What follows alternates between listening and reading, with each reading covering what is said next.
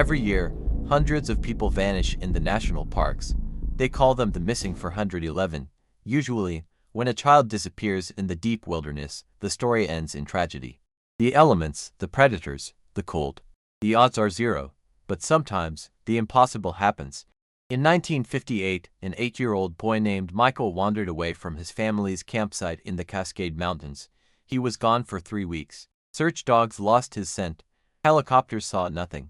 His funeral was being planned, and then he walked out of the tree line, unharmed, well-fed, and telling a story that the sheriff refused to put in the official report. Michael claimed he wasn't alone. He claimed he had a guardian. For 65 years, he kept the details to himself. But today, he's finally ready to tell us who or what kept him warm in the dark. Memory is a strange thing. I can't remember what I had for breakfast yesterday, but I can remember the smell of that forest in 1958 as if I'm still standing there. It smelled of heated pine needles, damp earth, and wood smoke. I was 8 years old. It was the golden age of family camping. My father had a station wagon, a heavy canvas tent, and a belief that fresh air builds character. We drove up into the Cascades, miles past the paved roads, to a spot near a glacial creek. To an 8-year-old, the woods aren't dangerous. They are a playground. Every stick is a sword, every shadow is a dragon. I was an explorer. My mom told me, stay where you can see the car, Mikey, but you know how kids are. A butterfly, a strange rock, a noise in the brush. The invisible tether stretches and stretches until it snaps. It happened on the second afternoon. I was chasing a blue jay. It hopped from branch to branch, just out of reach, leading me away from the clearing. I followed it down a ravine, then up a rise, then through a patch of ferns that were taller than I was. When the bird finally flew away, I turned around to go back. I expected to see the white canvas of the tent. I saw only trees, infinite, identical trees. I spun around. Mom, I called. My voice sounded small. The forest swallowed it instantly. Dad, nothing. Just the wind in the canopy and the creaking of timber. Panic is a cold hand that squeezes your stomach. I started to run. That's the worst thing you can do. I ran blindly, tearing my jeans on briars, losing a shoe in the mud. I ran until my chest burned and my legs gave out. When I finally stopped, the sun was setting. The friendly woods had turned hostile. The shadows lengthened into claws. The temperature dropped 20 degrees. I was lost, truly, completely lost. I curled up at the base of a massive hemlock tree, pulling my knees to my chest. I cried until I couldn't breathe, then I just shivered. I waited for the wolves. I waited for the dark. I didn't know that something else had found me first. I heard a snap, not a small twig, a heavy branch. I froze. I held my breath. Steps. Thump, thump, heavy, bipedal. Dad. I whispered, hope surging in my chest. A shadow stepped out from behind an oak tree. It wasn't my father. It was 7 feet tall. It was covered in dark, matted hair. It smelled like wet dog and ozone. And it was looking right at me. I didn't scream. That's what people always ask me. Did you scream? Did you run? No. Fear, real fear, doesn't make you loud. It makes you a statue. It freezes the air in your throat. I looked up at the giant standing over me. In my 8-year-old mind, populated by comic books and campfire stories, I knew what a monster looked like. Monsters had fangs. Monsters roared. This creature didn't roar. It breathed. It was a heavy, wet sound, like a horse after a gallop. Hoo-hoo. I knew intuitively it was a she, leaned down. The movement was terrifyingly smooth for something so big. Her knees crackled like dry branches. Her face came into the moonlight. She was ugly, in human terms. A wide, flat nose. Deep-set eyes hidden under a heavy ridge of bone. Her skin was black like leather. But her eyes, her eyes weren't angry. They were amber, large, and filled with a confusing softness. She reached out a hand. It was the size of a baseball mitt, covered in coarse hair, with thick black nails. I squeezed my eyes shut. I waited to be grabbed, to be crushed. I felt a finger touch my shoulder. It was just one finger. A gentle poke. Tap. I opened my eyes. She pulled her hand back and chattered quietly. Woo dash woo. It sounded like a question. I want my dad, I whispered, tears leaking out again. She tilted her head. She didn't understand the words, but she understood the tone. Distress. A cub in trouble. The temperature was dropping fast. My teeth started to chatter. Clack, clack, clack. My t-shirt, and jeans offered zero protection against the mountain night. Hypothermia is a quiet killer. It makes you sleepy before it stops your heart. The creature saw me shaking. She looked around the forest, sniffing the air. She checked for threats: cougars, bears, other males. Then, she made a decision. She sat down, right next to me. She positioned her massive body against the wind, blocking the draft. It was like sitting next to a warm brick wall. The heat radiating off her was intense. It smelled of musk, pine resin, and something sweet, like rotting berries. She looked at me, then patted the ground next to her leg. I hesitated. My mom told me never to talk to strangers. She never mentioned 8-foot-tall hairy giants. But I was so cold, my fingers were turning numb. Instinct took over, the instinct to survive. I crawled closer. She didn't grab me. She just shifted slightly, creating a pocket between her leg and her torso. I nestled into it. It was warmer than any electric blanket. Her fur was coarse on the outside but softer near the skin. She let out a long sigh, a rumble that vibrated through my back. Then, she did something that I still feel today when I close my eyes. She reached down and draped her arm over me. It was heavy, shielding me completely from the night. Under that arm, in the dark, smelling that wild musk, the terror faded. I wasn't lost in the woods anymore. I was in a den.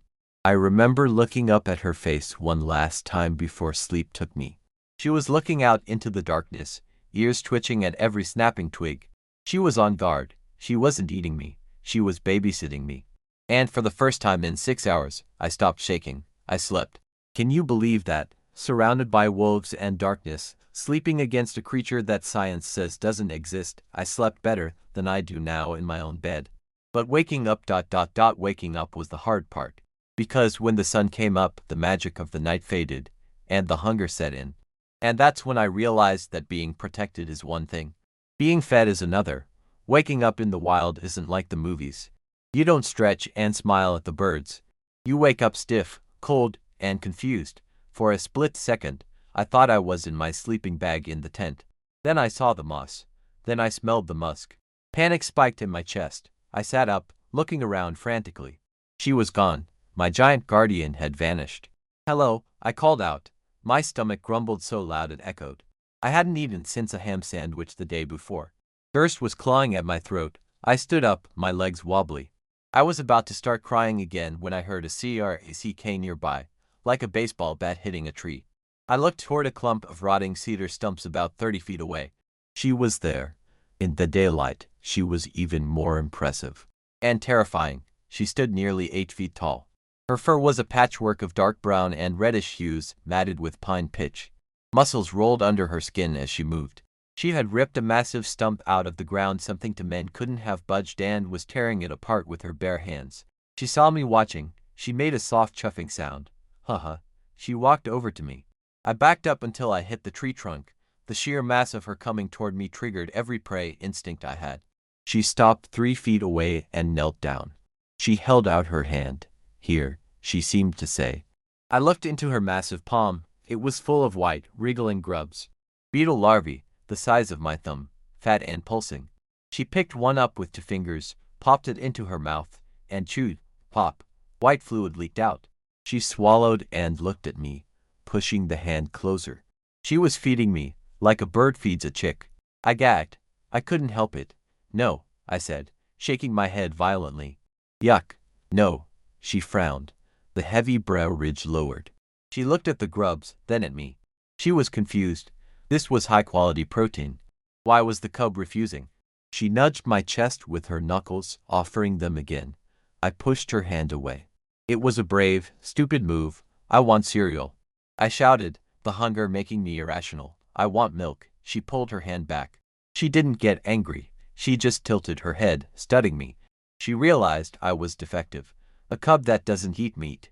She dumped the grubs into her own mouth, ate them in one go, and stood up. She grabbed my shoulder gently and turned me around. She gave me a little shove. "Walk." You walked for 10 minutes. I stumbled along, trying to keep up with her long strides. Every time I fell behind, she stopped and waited, making that woo-woo sound until I caught up. We reached a clearing full of thorny bushes, huckleberries. She started raking the branches with her hands, stripping the berries and leaves together. She held a handful out to me. I knew what these were. My mom put them in pancakes. I grabbed them greedily. I didn't care about the leaves or the dirt. I shoved them into my mouth. They were tart, sweet, and wet. I ate until my hands were purple. She watched me eat, making a low humming sound. She seemed satisfied. She had figured out the puzzle. The hairless cub eats the purple dots. Then, she did something that showed me she wasn't just an animal. I was thirsty. I made a cup with my hands and mimed drinking. She watched. She turned and walked to a rock face where water was trickling down through the moss. Instead of just drinking from it, she cupped her own massive hands, let them fill up, and then knelt down to me. She offered me her hands as a bowl. I hesitated. Her hands were dirty, calloused, and hairy, but the water was clear. I leaned forward and drank from the cup of her hands. The water was ice cold and tasted of stone. I looked up at her while I drank. She was looking down at me with an expression I can only describe as maternal. In that moment, the fear finally broke. I wiped my mouth on my sleeve. "Thanks," I whispered. She grunted, stood up, and wiped her wet hands on her fur. Then she turned her back to me and started walking north, deeper into the woods. She didn't check to see if I was following. She knew I would. I was part of the pack now. And the pack was moving. I followed her. I didn't know where we were going. I didn't know that every step was taking me farther away from the search parties that were just starting to organize. I just knew that she had food, she had water, and she was big enough to scare away the monsters. So I trotted after her, a little boy in sneakers chasing a legend, deeper into the wild. Most people think Bigfoots are loud monsters. They imagine roaring and tree knocking. But that's only when they want you to know they're there. For the next few days, I learned that their true state is silence. Absolute, impossible silence. She moved through the forest like smoke. She weighed probably 600 pounds, but she didn't leave footprints. She stepped on rocks, on logs, on hard patches of dirt. She rolled her feet from the outside edge to the inside, distributing her weight so she didn't break twigs. Me, I was a marching band. Every step I took was a crunch or a snap. My sneakers squeaked, my jeans swished. About 2 miles into our trek that second day, I stepped on a dry branch. Crack! She stopped dead. She didn't turn around. She just froze. The forest went quiet. She slowly turned her head and looked at me. She put a finger to her lips, a human gesture. Or maybe we learned it from them. She pointed at my feet. Then she pointed at the ground. She lifted her leg and demonstrated. She placed her foot down in slow motion, testing the ground before committing her weight. She wanted me to copy her. I tried. I lifted my foot. I wobbled. I put it down carefully. She nodded. Good. We turned it into a game. Follow the leader. Step where she stepped. It slowed us down, but I started to get it. I started to look before I stepped. I stopped looking at the sky and started looking at the floor. By the third day, I was dirty. My bright red t-shirt was stained with berry juice and mud. She didn't like the red. We stopped by a muddy creek bank. She looked at my shirt. It was a beacon in the green woods. She scooped up a handful of clay-heavy mud. She rubbed it on her own chest first, showing me. Then she reached out and smeared it on my shirt. I tried to brush it off. Hey. She grunted. No. She smeared more. On my arms. On my face. I realized what she was doing. Camouflage. I looked like a little mud monster. I looked at my reflection in the water. I didn't look like Michael anymore. I looked like part of the swamp. She seemed pleased. She patted my muddy head. That afternoon, I learned why the silence mattered. We were crossing a ridge line. The trees were thinner here. Suddenly, she stopped. Her whole body went rigid. The hair on her neck stood up. She grabbed me fast and pulled me behind a large fallen log. She pushed my head down into the dirt. She laid her massive body over mine, covering me completely. I couldn't see anything. I could only smell the earth and her musk. I heard a sound. Thwup thwup thwup. A helicopter. A search and rescue chopper. My parents were looking for me. I tried to squirm. I tried to yell. I'm here, I'm here. She pressed me down harder. Not to hurt me, but to silence me. She let out a low, vibrating hum against my back. It was terrifying and soothing at the same time. It paralyzed me. The helicopter passed overhead, the sound fading into the distance. They didn't see the red shirt. They didn't see the boy. They just saw log and shadows. When the sound was gone, she lifted herself off me. I sat up, angry, tears streaming through the mud on my face. That was them. I yelled at her. That was my ride home. She looked at me with those deep, sad amber eyes. She didn't understand helicopters. She understood big loud bird, and big loud birds are predators. She thought she had just saved me from being eaten by a hawk. She groomed my hair, picking out a twig, making a soft cooing sound. You're safe, I saved you. I slumped against the log, defeated. I realized then that I was disappearing. Michael the boy was gone. I was becoming Littlefoot, and the deeper we went into the woods, the less I remembered about the world of cars and houses. The forest was becoming the only reality. I forgave her eventually. She was just doing what a mother does, protecting the cub from the sky. But looking back now, I wonder, did she know? Did she know I belonged to the metal men? Or did she think I was just a deformed Sasquatch that needed help? Either way, after the helicopter passed, we moved into the deep woods, places where no maps existed. And that's where I met the real danger, because helicopters aren't the only things that hunt in the Cascades. There is a specific time of day in the woods that hunters call the gray hour. It's that moment between sunset and total darkness when depth perception fails. Shadows stretch out and merge. It's when the prey goes to sleep and the predators wake up. We had been walking for 3 days. My sneakers were falling apart. My energy was gone. She was busy tearing apart a rotten log looking for ants. I sat down on a patch of moss about 20 feet away from her. I just wanted to close my eyes for a minute. That's when I felt it. The hair on the back of my neck stood up. It wasn't a sound, it was a pressure. I turned my head slowly to the left. About 30 feet away, crouched on a rock ledge slightly above me, was a shape. It was the color of dry grass. It was sleek, muscular, and absolutely still. A mountain lion. Its tail twitched just the very tip. Its eyes were locked on me. They were bright yellow, cold, and calculating. To that cat, I wasn't a boy. I was a slow, injured deer. I was dinner. I stopped breathing. My throat went dry as dust. I wanted to yell for her, but my voice was paralyzed. The cat shifted its weight. It was preparing to spring. I saw the muscles in its hind legs bunch up. I squeezed my eyes shut. I waited for the impact. I waited for the teeth. Then, the world exploded. Roar! It wasn't a scream. It was a concussion. A wall of sound hit me from the right side, vibrating my ribs. I opened my eyes. The matriarch had moved. She didn't run like a human. She blurred. She covered the 20 feet between the log and me in a single, fluid motion. She didn't stop at me. She went over me. She launched herself at the rock ledge. The mountain lion tried to turn, tried to hiss, but it was too late. She hit the cat with the force of a freight train. I saw a chaotic tumble of fur tawny gold and dark brown rolling off the ledge. The sounds were horrific. The cat was screaming that high, woman-like shriek cougars make mixed with the guttural, deep growls of the Bigfoot. They hit the forest floor with a thud that shook the ground. The cat was fast. It swiped at her, claws tearing at her arm. But she was strong, impossibly strong. She grabbed the cat by the scruff of its neck and its back leg. She lifted it off the ground like it was a stuffed toy. And she threw it. She didn't just toss it. She launched it. The 100-pound predator flew through the air, crashing into the trunk of a pine tree 10 feet away. Thud. The cat hit the tree and dropped to the ground, stunned. It scrambled to its feet, hissed once, looked at the giant towering over it, and made a decision. It bolted. It turned tail and vanished into the shadows, a streak of gold fear. The matriarch stood there, chest heaving. She let out one last roar at the fleeing cat, a warning that echoed off the mountains. Then, silence returned. She turned around. Her eyes were wild, adrenaline pumping. For a second, I was scared of her. She looked like a monster. But then she saw me shivering on the moss. Her face softened. The rage evaporated instantly. She walked over to me. She checked me over, sniffing my head, turning my shoulders to check for bites. She found nothing. I wasn't touched, but she was bleeding.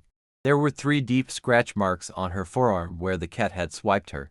Blood was dripping onto the leaves. I pointed at her arm. "You're hurt," I whispered. She looked at the wound. She licked it once, dismissively. It was nothing to her, the price of doing business. She sat down next to me, closer than usual. She pulled me into her side. I leaned against her, burying my face in her fur. I could hear her heart beating a slow, powerful thump-thump that calmed my own racing pulse. I realized then that the woods were full of monsters. But the biggest, baddest monster was on my side. She saved my life that night. Not out of instinct, but out of choice. She risked injury to protect a hairless little thing that wasn't even her own species. That night, the dynamic changed. I wasn't just a lost pet anymore, I was family. And for the next week, the woods stopped being scary. They became a playground. They say a child's brain is plastic. It molds to its environment. Put a kid in a library, he becomes a reader. Put a kid in the woods with a giant ape ...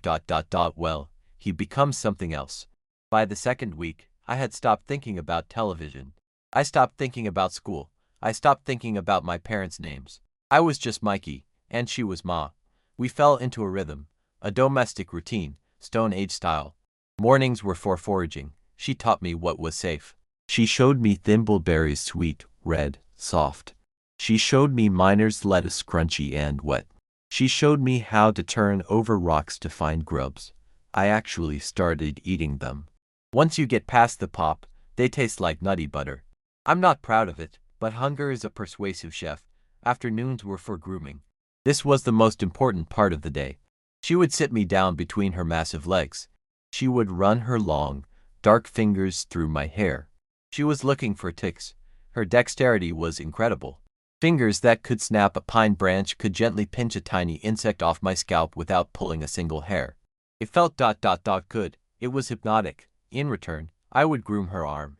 I'd pick out pine needles and burrs. We sat there for hours, picking and humming. It was a conversation without words. I take care of you, you take care of me.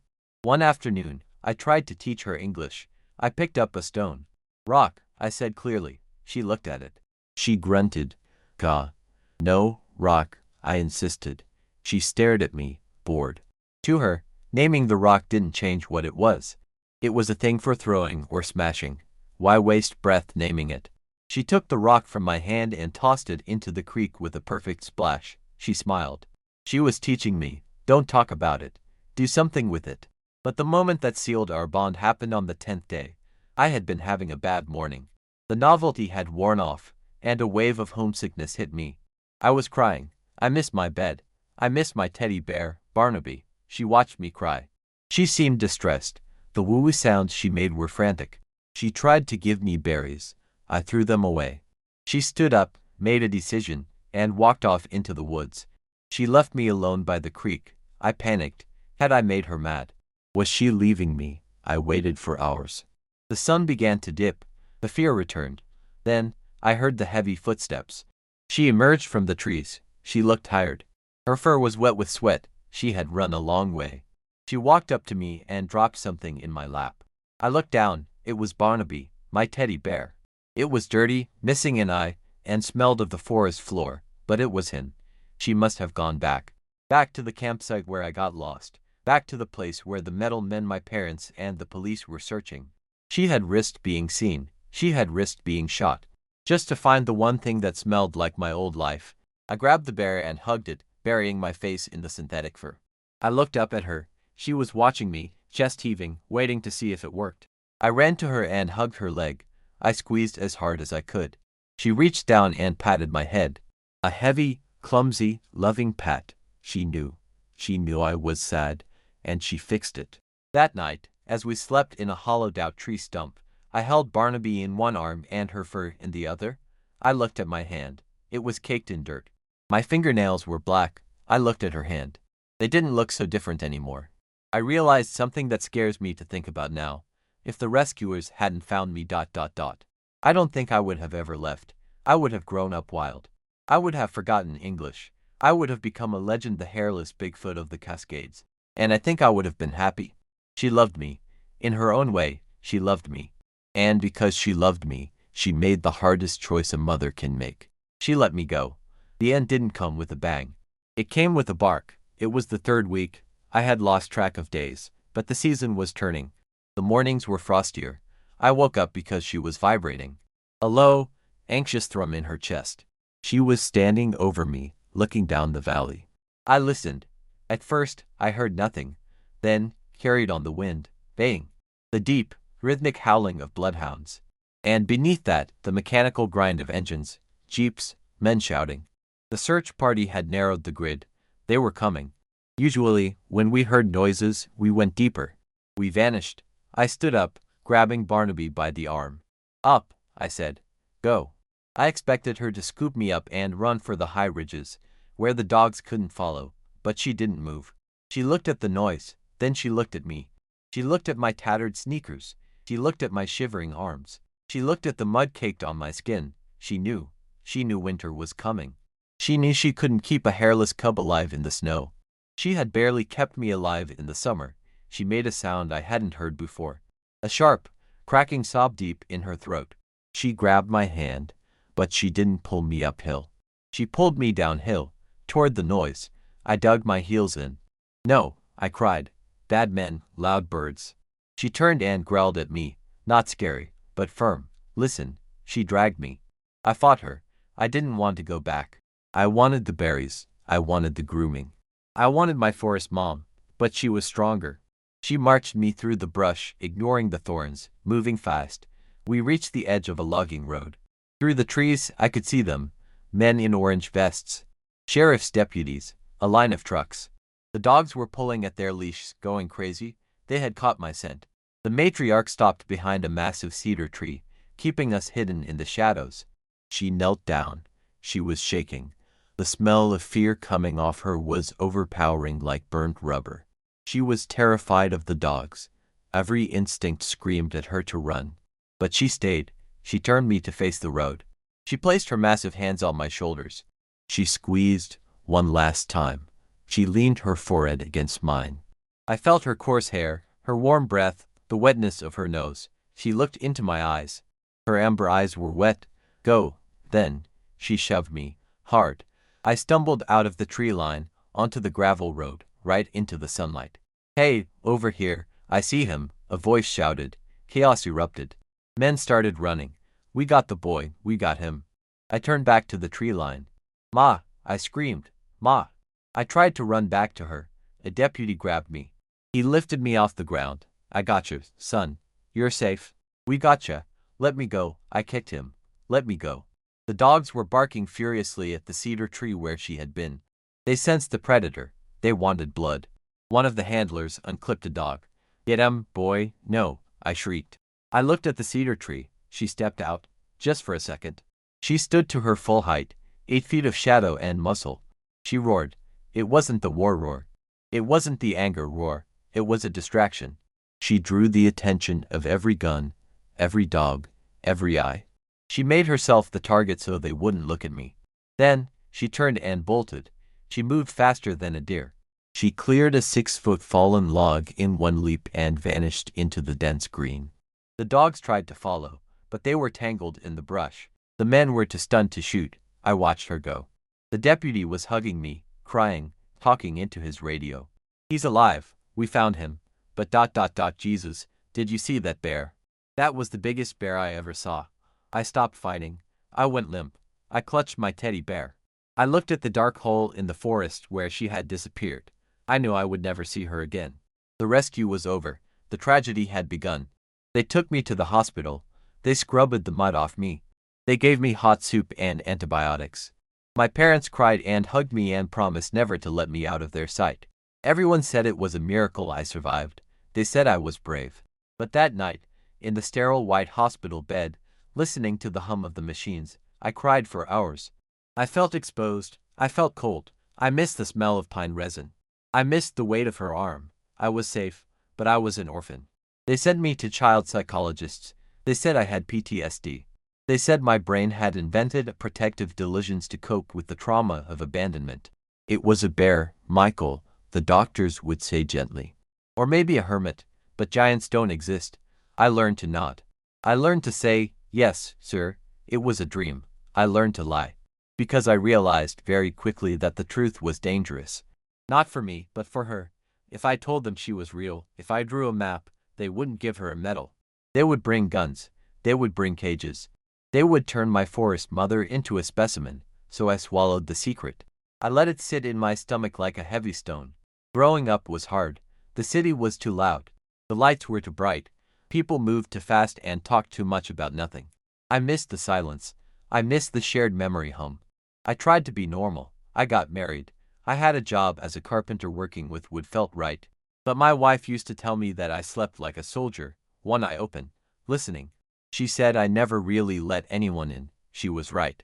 I couldn't explain to her that the only time I ever felt truly safe was sleeping in the dirt, curled up against a monster. I went back to the Cascades when I was 30. I drove to the old logging road. It was paved now. There were tourists taking selfies. I walked to the tree line. I stood there for hours, listening. I whistled the old signal. Woo-woo, nothing. Just the wind. She was gone, or she was hiding, or maybe she had passed on. I felt a grief so sharp it brought me to my knees. I left a bag of apples on a stump, just in case. When I came back the next day, they were gone. Raccoons. Maybe, but the way the bag was untied. The knot was picked apart, not ripped. That gave me hope. It gave me enough hope to last the rest of my life. I spent my years protecting the woods in my own way. I donated to conservation. I fought against new developments. People thought I was an environmentalist. I wasn't. I was a son trying to keep his mother's house from being torn down. I kept Barnaby. He sits on my shelf. Most people see a dirty old toy. I see proof. There is a hair caught in his stitching. A long, dark, coarse hair that doesn't match any animal known to science. I could send it to a lab. I could get the DNA tested. I could prove I'm not crazy, but I won't. Because proof is the enemy of magic, and proof is a map for the hunters. We tell our children to fear the woods. We tell them that monsters live in the dark. And we are right, monsters do exist. I've seen them. I saw them when the rescue team came.